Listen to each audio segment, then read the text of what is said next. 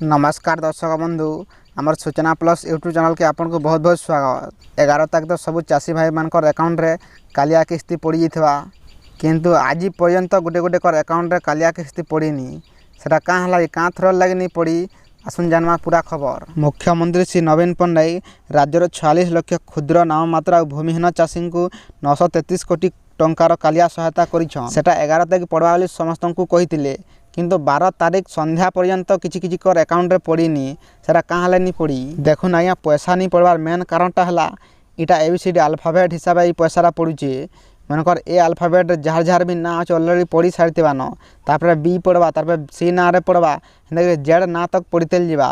आपण मैंने घबराउनी मोर पैसा अलरेडी इहादे पड़ीचे मुई आपण मान को लाइव प्रूफ देखामी। आपण मैंने स्क्रीन रे देखी पारुथे 12/3/2024 3:24 रे मेसेजटा आईचे मुई तो पूरा घबराई जाइथि मोर पैसा केनता नहीं पड़वा संकटटा पड़ुजे बोली किंतु आपण मान घबराउनी निश्चय पैसाटा आपणकर अकाउंट के ट्रांसफर हो जावा।